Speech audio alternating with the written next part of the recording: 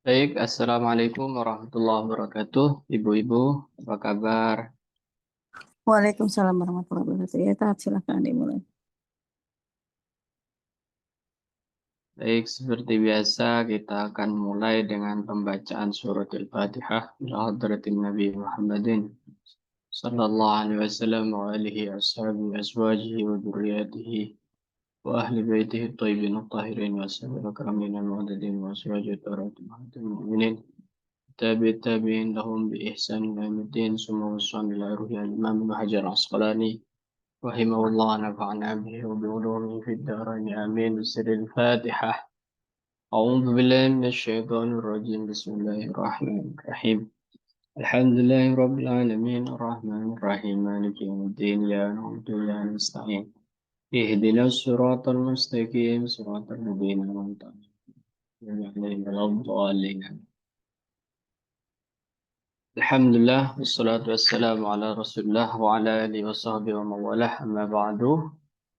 Setelah sekitar 2 pertemuan kita libur, Alhamdulillah pada kesempatan ini kita bisa berjumpa kembali via Zoom untuk melanjutkan pembacaan kitab Bulughul Maram karya Al-Imam Ibnu Hajar Asqalani, masih di bab Salatul Jam'i, masih dalam bab menjamak salat dan sholatul musafir, menjamak dan mengqashar, serta nanti juga akan masuk ke sholatul marid, sholatnya orang yang sedang sakit.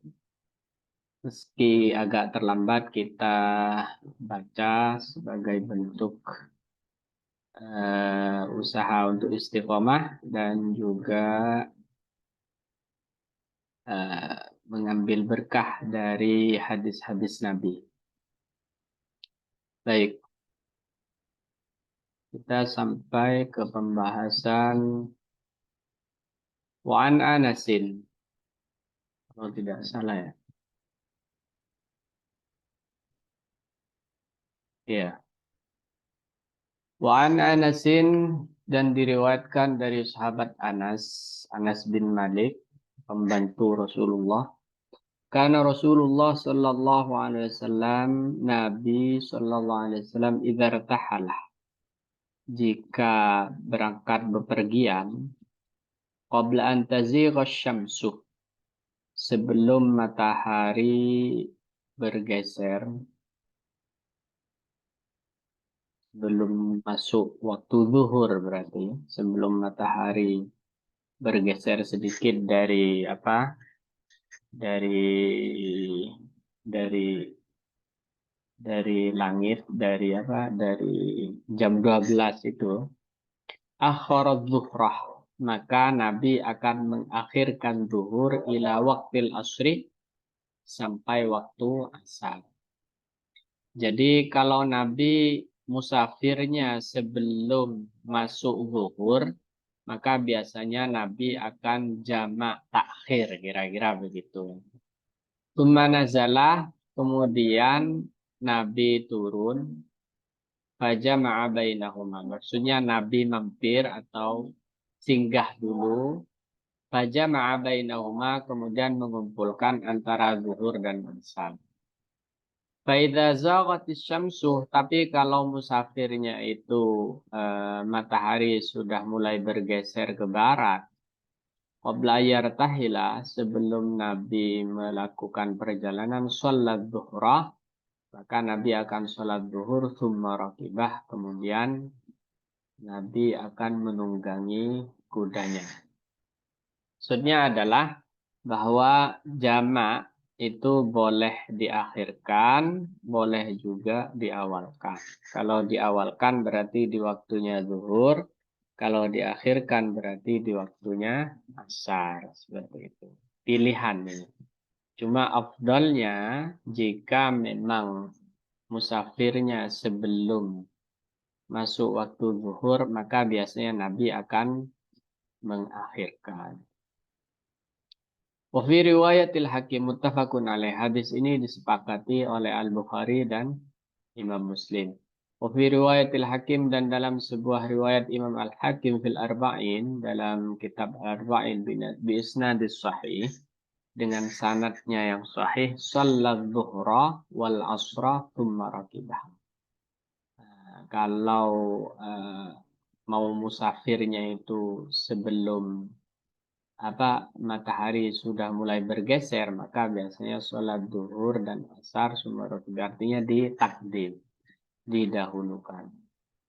Wali Abi Nuaim fi mustakhraj Muslim, dalam mustakhraj ini adalah hadis, kumpulan hadis menurut periwayatannya sendiri. Jadi sebenarnya hadis itu sudah diriwayatkan di mana di Imam Muslim, di Sahih Muslim, tapi Imam Abu Nuaim itu punya mata rantai tersendiri. Itu biasanya disebut mustakhraj.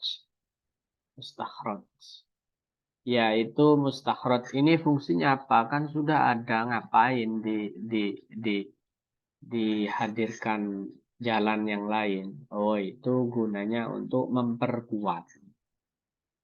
Jadi sebenarnya sudah kuat hadis-hadis yang diriwayatkan oleh Imam Muslim ataupun Imam Al-Bukhari itu sudah kuat.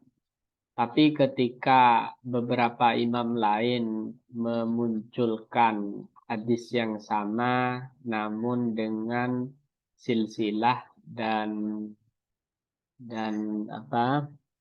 berbeda, silsilah dan guru-guru yang berbeda itu kan semakin kuat.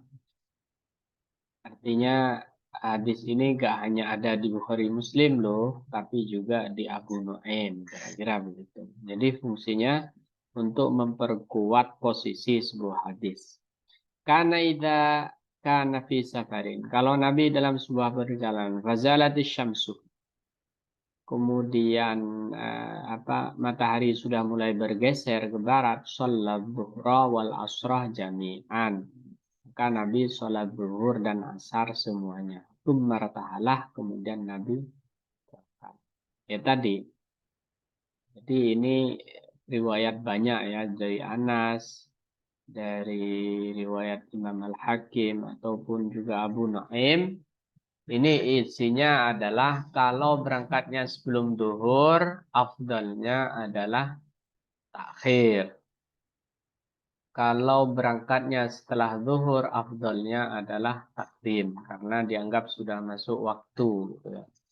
Itu tradisi Rasulullah, meskipun ini kata ulama, nggak wajib. Artinya ini pilihan, opsional.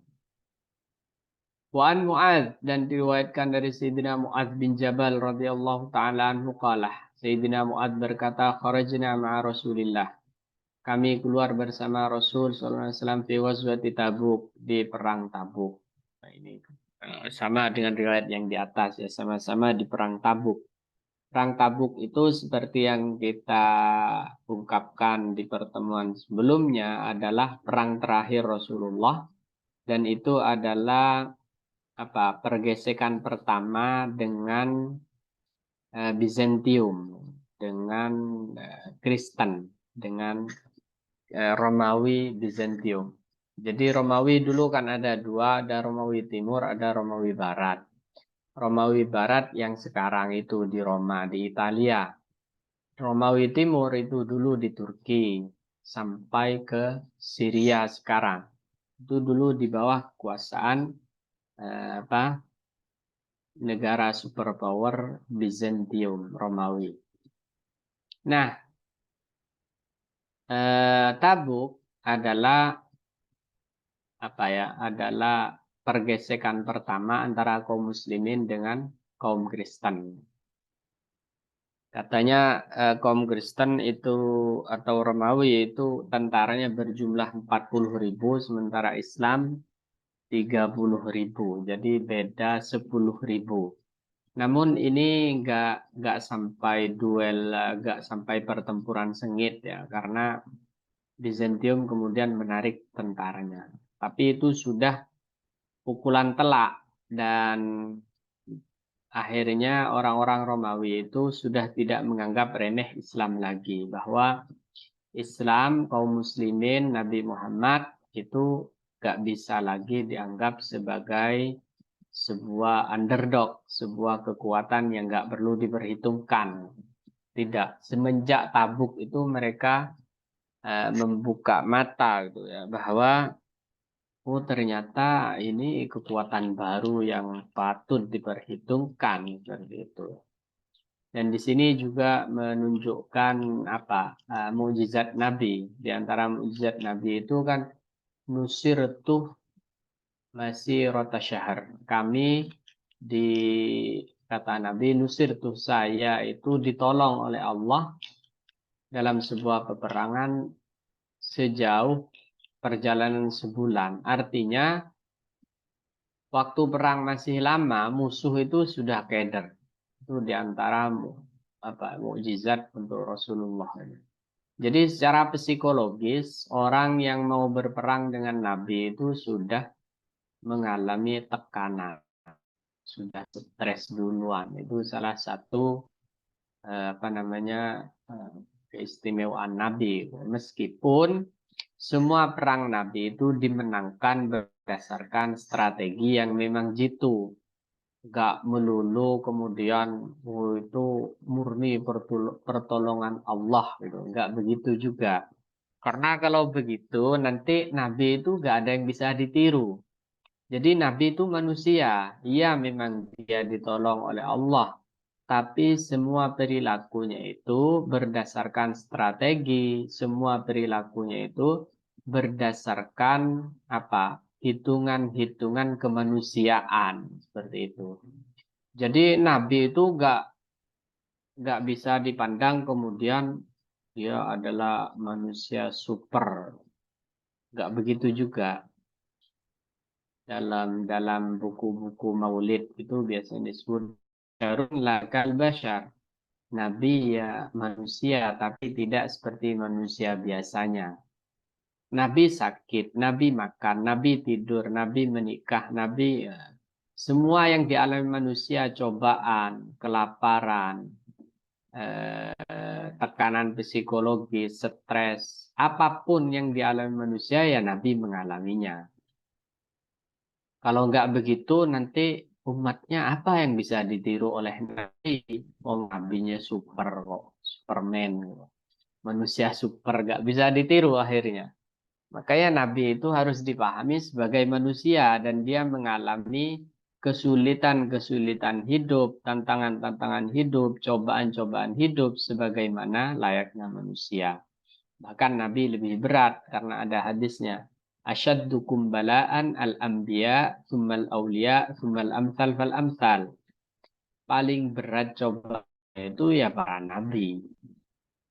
Karena dimaksudkan untuk menjadi teladan. Karena dimaksudkan untuk menjadi penenang. Jadi kalau kita sedang dapat tekanan hidup, terus baca kisah-kisah Nabi, dan bencana atau tantangan yang dihadapi Nabi itu kan kemudian keimanan kita bertambah tebal dan menguat. Seperti itu. Jadi Nabi seperti itu. Meskipun memang beliau diberikan keistimewaan-keistimewaan dan mukjizat. Makanya yusolli zuhra wal asra jami'an. Nabi itu sholat zuhur dan asar dengan dijama'. Wal maghrib wal isya jami'an juga dijama'. Caranya bagaimana? Caranya seperti yang diterangkan. Usalli fardhu zuhri majmu'an. Misalkan. Ma'al asri lillah ta'ala. Kalau dikosor, majmu'an wa maksuron. Saya niat sholat zuhur dengan dijama dan dikosor. Misalkan. Lillahi ta'ala. Seperti itu caranya. Dan sholat 2 rakaat salam. Itu kalau dikosor ya. Lantas berdiri lagi, sholat usolli fardal asri ya. Majmu'an maksur. Seperti itu caranya. Jaraknya seperti yang diterangkan kemarin adalah 85 kilo. kalau perjalanannya sudah 85 kilo, maka seseorang boleh mengqasar, juga boleh menjamak. Oh iya, yang kemarin kita diskusikan waktu ada Unida dan Ustaz Mukhlisin, itu betul. Memang kalau lebih dari 4 hari mungkin saya ke Jakarta dengan niat akan tinggal di sana lebih dari 3 hari, 4 hari, 5 hari. Maka kesempatan saya untuk kosor itu sudah tidak boleh. Itu betul. Saya yang salah yang kemarin. Tapi kalau di bawah 4 hari, ya di bawah 3 hari, atau 3 hari itu masih boleh. Nah, nanti kalau dalam waktu tunggu nggak ada plan, saya akan di Jakarta itu 10 hari, 18 hari ya. Itu yang kemarin itu yang disebutkan angka-angkanya. Ada yang mengatakan 20, 15, 18, kemudian 17 kayak gitu. Boleh mengkosor dan menjamak selama itu asalkan waktunya tidak paten. Tidak paten. Rawahu Muslimun wa an Ibnu Abbas kan dari sahabat Abdullah bin Abbas qalah. Beliau berkata qala Rasulullah SAW Nabi bersabda la taksurus salatah. Janganlah kalian mengkosor salat fi aqalla min arba'ati burdin. Lebih sedikit jarak tempuhnya dari 4 burut min Makkah ila Usfan, dari Mekah ke Usfan. Jadi kalau Mekah Usfan rutenya, Usfan itu katanya kota dan Madinah, tapi jaraknya lebih dekat ke Mekah. Berarti memang di bawah jarak tempuh kosor, di bawah jarak tempuh 85 kilo. Maka di sini oleh Nabi nggak boleh kosor. Nah, kalau kemarin Bu Nida nyebutin apa di Persis itu boleh kosor, kok tak boleh jamak, nggak peduli dengan jarak gitu. Itu agak apa yang agak aneh gitu. Mungkin di majelis tarjihnya dia begitu. Tapi jumhur ulama mayoritas itu menentukan jarak tempuh dengan ketentuan yang berbeda-beda. Ada yang 85 yaitu selain mazhab Hanafi. Kalau Hanafi 100 lebih kayak gitu. Tapi intinya kalau perjalanannya pendek seperti Mekah ke Usfan nanti kita berapa berapa kilo itu Mekah ke Usfan. Sebentar saya lihat di buku.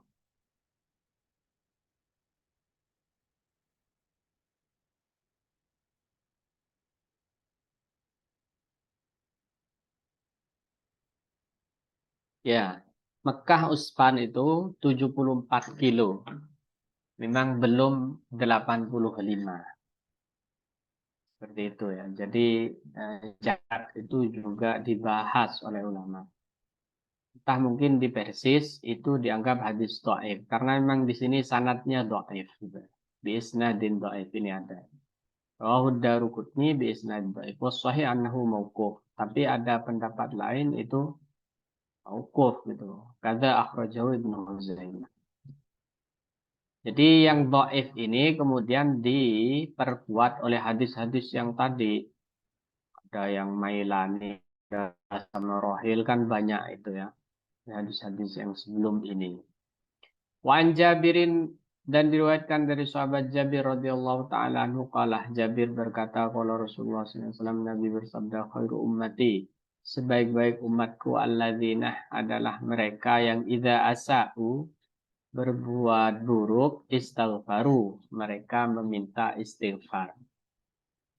Jadi sebaik-baik umat Nabi adalah yang jika bersalah minta maaf.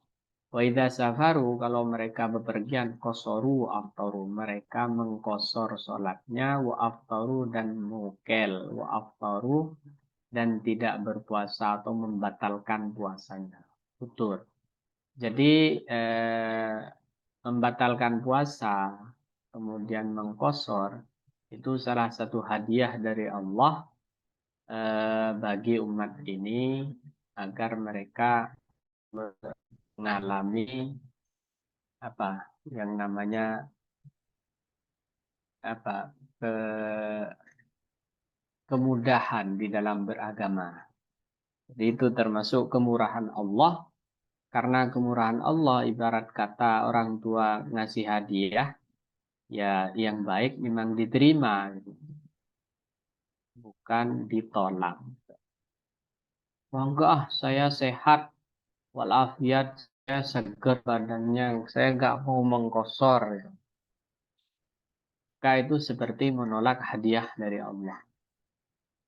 Walaupun tetap boleh ya, tetap boleh.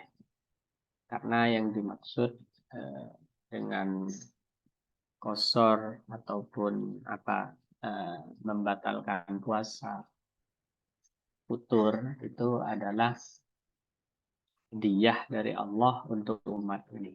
Akhrajahu Tabrani Sa'ad bi isnad dhaif wa huwa min mursali Sa'id bin Musayyib. Hadis ini termasuk hadis mursalnya Sa'id bin Musayyib indal Baihaqi mukhtasar. Jadi ini hadis mursalnya Sa'id bin Musayyib. Hadis mursal itu hadis apa Ibu? Hadis yang meloncat ya dari seorang tabi'in langsung ke Nabi. Nah, itu namanya hadis mursal. Mestinya kan dari seorang tabi'in, Nabi baru tabi'in, sahabat, kemudian Nabi. Ini enggak loncat. Nah, itu namanya hadis mursal. Hadis mursal itu biasanya memang ditolak kecuali perawinya itu masuk orang-orang besar di kalangan tabi'in. Nah, Sa'id bin Musayyib ini termasuk pembesarnya tabi'in. Ini adalah menantu dari roh. Sehingga kata yang di itu pasti dapat dari mertuanya. Hadis mursalnya Sa'id itu diterima di kalangan ulama. Kalau bukan pembesar tabi'in biasanya tolak seperti misalkan nggak masyhur gitu, nggak populer, maka ditolak. Tapi kalau Sa'id bin Musayyib, Hasan Al-Basri, Said bin Jubair itu kan pembesar-pembesar tabi'in, maka biasanya diterima. Kita kan barangkali dari ibu-ibu yang ada yang ditanyakan di situ. Monggo Bu, ada Bu Yanti.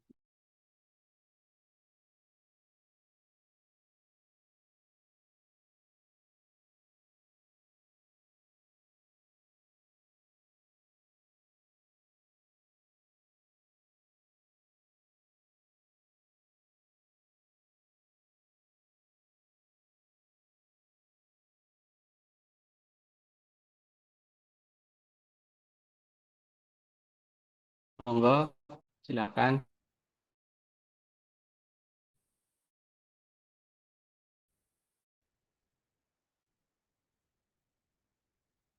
Ustaz, udah saya nggak ada. Cuman ini aja apa yang mungkin beda sholat. Kalau sholat yang buat yang laki-laki ada yang nanya waktu itu kan ya apa sih? Beliau sakit kan gitu. Nggak bisa di apa namanya? Nggak bisa ke masjid berarti di rumah dan itu pun tidak bisa karena tidak bisa berdiri duduk gitu. Itu sholat Jumatnya gimana Tat? Oh, itu kan masuk uzur, Ibu. Jadi nggak Oh, perlu itu ke ya. masjid. Ya, cukup sholat Jumat saja. Sholat duhur, maaf. Zuhur aja ya gitu ya Tat ya kan? Sholat Nggak duhur di ikut. rumah. Iya, Ya, berarti oh, oke oke oke. Ya, kalau seperti itu.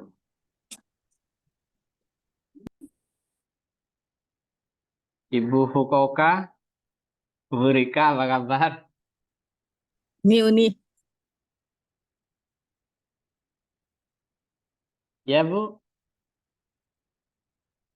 Assalamualaikum Ustadz. Baik Ustadz, Alhamdulillah. Waalaikumsalam. Nggak ada Ustadz. Sepertinya kurang sehat ya. Iya, surga. Lagi tidak sehat dia ya. Lagi kurang sehat. Mudah-mudahan Allah sembuhkan. Amin, amin. Makasih Ini Ustadz. saya sekarang lagi di Ponorogo. di Gontor. Oh, Masya Allah. Oh, acara apa Oh, lagi kuliah lagi? 3. Iya. Sebenarnya Masya, kelasnya online, cuma karena perdana jadi ketemu biar kenal. oh, Masya Allah. 3 hari rencananya. Semoga Allah mudahkan dan sebuah Amin, amin. Dan ibu-ibu juga. Baik, jika tidak ada lagi, kita cukupkan ya ibu-ibu. Mohon maaf karena sudah 2 kali pertemuan udur. Kita jumpa lagi di minggu mendatang insya Allah. Dan seperti biasa kita tutup dengan doa. Bismillahirrahmanirrahim. Alhamdulillah.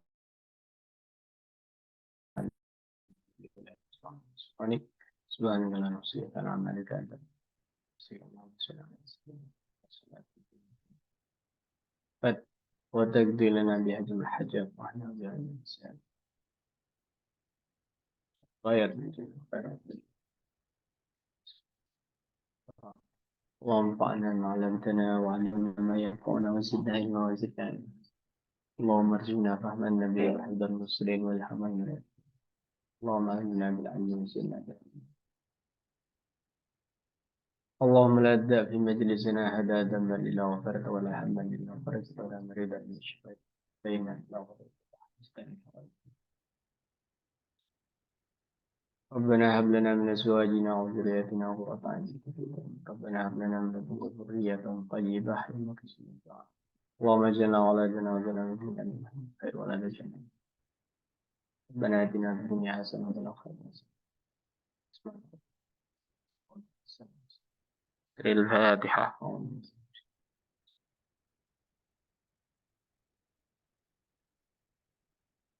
Selamat datang Bu Nida. Iya Bu, ini sudah selesai Bu. Baik, mohon maaf di semuanya Gontor. jika ada salah kata. Kita berjumpa lagi minggu depan insya Allah. Dan assalamualaikum warahmatullahi wabarakatuh.